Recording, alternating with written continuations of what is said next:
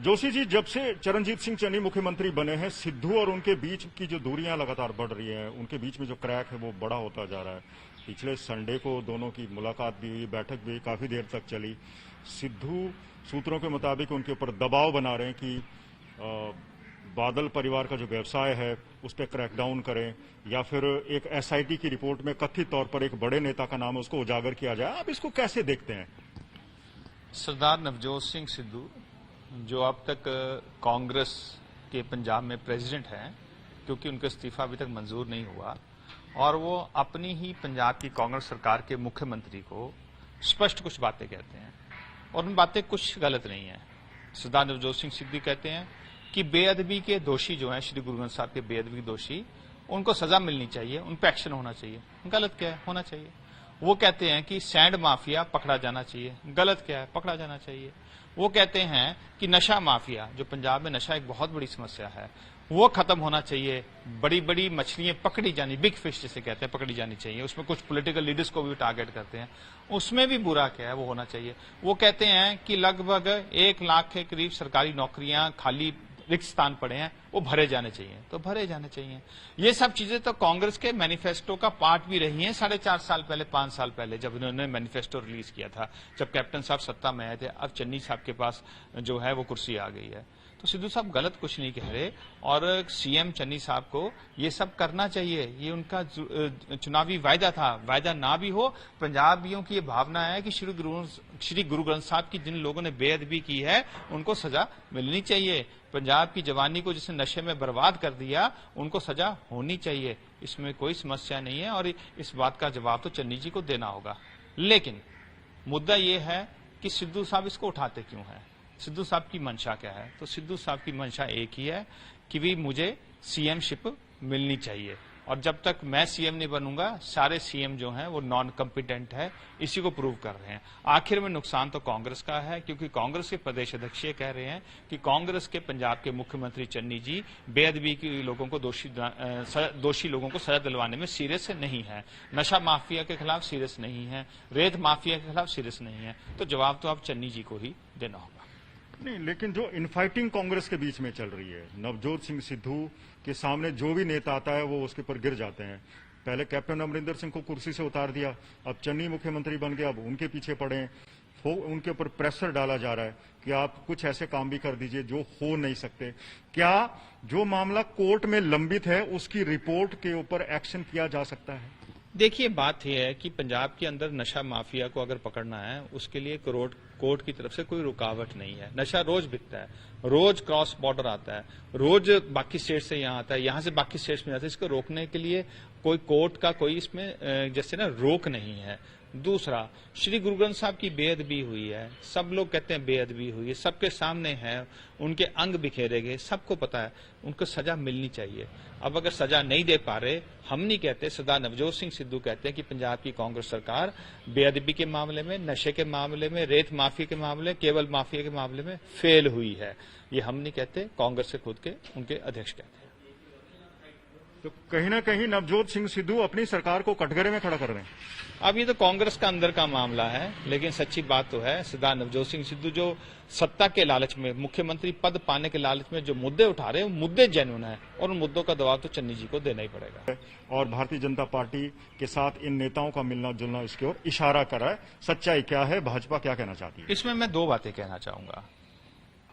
तोमर जी भारत के कृषि मंत्री हैं, और कृषि कानूनों को लेकर जो किसान संगठनों की तरफ से आंदोलन चल रहा है, उसको समाप्त करने के लिए, बातचीत द्वारा उसको खत्म करने की जो ड्यूटी है, वो भारत सरकार ने कृषि मंत्री तोमर जी की लगाई है। और तोमर जी ने रोज कुछ समय इस काम के लिए डेडिकेट करते हैं, खुल के लोगों को मिलते हैं, उसमें कोई भी आके मिल सकता है।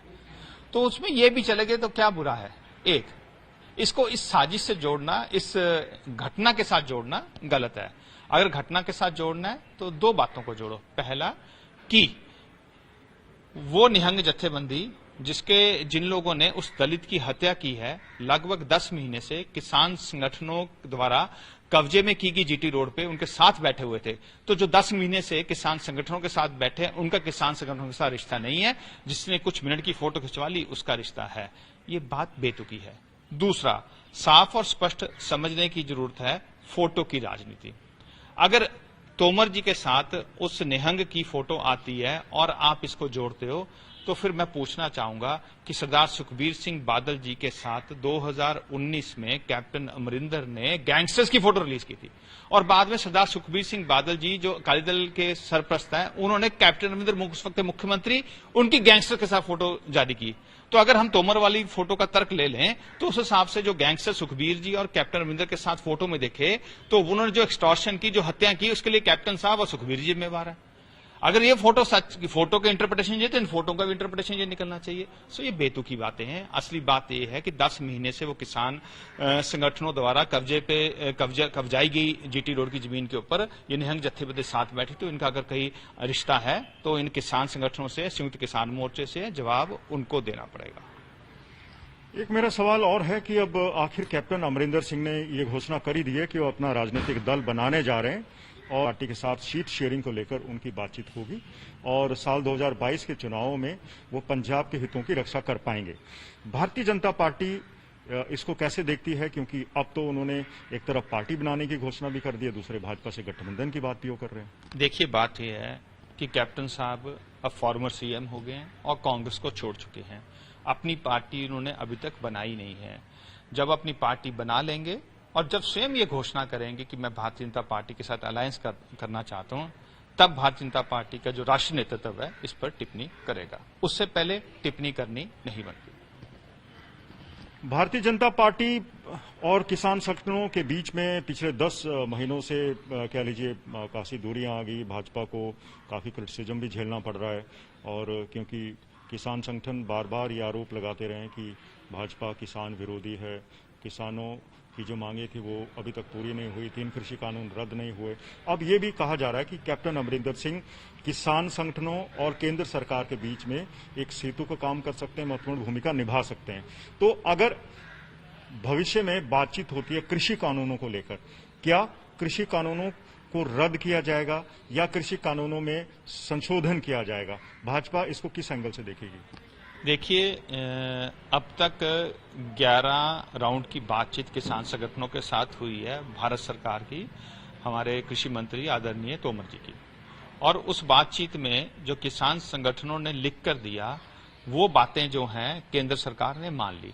3 बिलों में से 2 बिलों की संबंधित बातें थी और वो भी ऐड ऑन करवा पाए, जो लिखित में दिया किसान से माइनस नहीं करवा पाए। वो कहते हैं कि जब 2 लोगों में डिस्प्यूट हो जाएगा तो वो डिस्प्यूट जो है एसडीएम कोर्ट, डीसी के बाद उसको अलाउ करो कि वो सेशंस कोर्ट में चला जाए, अपर कोर्ट में। इन्होंने कहा जी ठीक है, भारत सरकार ने कहा अलाउ करते हैं।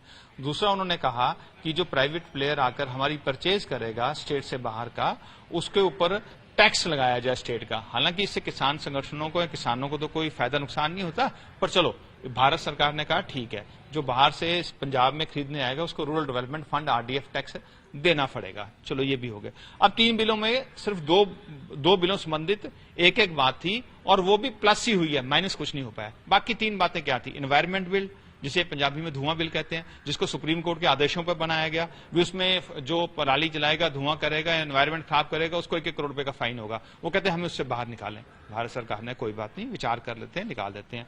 दूसरा उन्होंने कहा कि इलेक्ट्रिसिटी बिल। अब आज भी आप अखबार में खबर पढ़ रहे होंगे कि कितने हजार करोड़ रुपए का जो है पेमेंट देनी है पंजाब सरकार ने, पंजाब जो इलेक्ट्रिसिटी कॉर्पोरेशन है।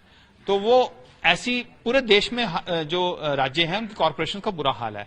तो सरकार ने वो भी कोर्ट के आदेश पे एक इलेक्ट्रिसिटी बिल लेके आए, जिसमें वो इसको एक स्ट्रीमलाइन करना चाहते हैं कि पहले कंज्यूमर पे करे, उसको सब्सिडी सरकार उसके खाते में डाले। अब वो कहते हैं किसानों को बाहर करो, वो कहते हैं जी कोई बात नहीं, वो भी कर लेते हैं। तीसरी बात उन्होंने कही जी एमएसपी जो है उसका कानून बना दे। तो उन्होंने कहा जी एमएसपी के ऊपर हमने पहले भी लिखती दिया था, आज भी लिखित में दे देते हैं कि एमएसपी ऐसी चलेगी। और हमारे आदरणीय प्रधानमंत्री उन्होंने तो पार्लियामेंट में इस चीज की घोषणा भी की हुई है, एक बार नहीं 2-2 बार घोषणा कर चुके हैं। इसलिए एमएसपी यूं ही चलती रहेगी। अब ये सब बातें लिखित रूप में किसान संगठनों के पास चली गई हैं। जो उन्होंने लिख के दिया उसके जवाब में सब बातें मान ली गई हैं। तो लड़ाई किस बात की? लड़ाई इस बात की है कि ये पॉलिटिकल एजेंडा है। लड़ाई इस बात की ये किसान संगठन जो है कांग्रेस के हाथ में खेल रहे हैं। और ये बात तब प्रूव हुई जब चंडीगढ़ के अंदर लगभग 15-20 दिन पहले संयुक्त किसान मोर्चे की तरफ से एक किसान पंचायत कचहरी लगाई गई, कचहरी होता है किसान कोर्ट लगाई गई, जिसमें सरदार नवजोत सिंह सिद्धू कांग्रेस की तरफ से आए, आम आदमी पार्टी के हरपाल चीमा और उनके बाकी लीडर्स आए, शिरोमणि अकाली दल से भी वहां के लीडर्स आए और चंदू माजरा वगैरह सब लीडर्स आए। वो उसमें हाजिर हुए और क्या फरमान जारी करते हैं, जिसे हम तालिबानी फरमान कहेंगे, राज्यपाल संयुक्त किसान मोर्चा के बिहाफ पे, कि कोई भी विपक्षी पार्टी पंजाब में रैली नहीं करेगी। अरे भाई, चुनाव का साल है, चुनाव के साल में अगर विपक्षी पार्टियां रैली कर सरकार को एक्सपोज नहीं करेगी, क्या करेंगी? और दूसरी तरफ पंजाब की जो सरकार है, जो कांग्रेस की सरकार है, सरकार अपने प्रोग्राम करेगी। जब तक जो है चोन जाब्ता नहीं लगता, जब तक जो है चोन जाब्ता लगने के बाद बैन नहीं लगता, तब तक सरकार के माध्यम से ही रूलिंग पार्टी प्रोग्राम करती है। मतलब क्या हुआ? कांग्रेस पंजाब में अपने प्रोग्राम कर सकती है सरकार के माध्यम से, ऑपोजिशन पार्टीज नहीं कर सकती।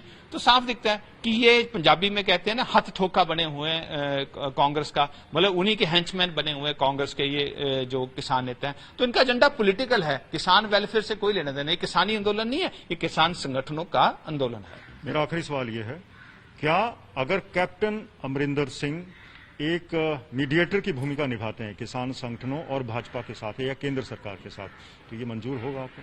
ऐसे कैप्टन अमरिंदर सिंह ये भूमिका निभाएं, पंजाब के मुख्यमंत्री चन्नी जी निभाएं, नवजोत सिंह सिद्धू निभाएं, आम आदमी पार्टी के लोग निभाएं, या आप खुद पत्रकार के नाते निभाएं, या कोई भी समाज का आदमी निभाए। कोई एक एवरेज आदमी भी कहे कि मैं इसमें मेडिएशन करके इस आंदोलन का एक एमिकेबल सोल्यूशन निकाल सकता हूं, जिससे किसान और सरकार एक प्लेटफॉर्म पे आके एक सर्वसम्मति से इस आंदोलन को खत्म करें, जो सरकार को भी मान्य हो, इनको भी हो, तो उसके लिए सब स्वागत है। उसमें कैप्टन साहब भी करे तो बुरा क्या है? कोई भी करे, हम स्वागत करते हैं।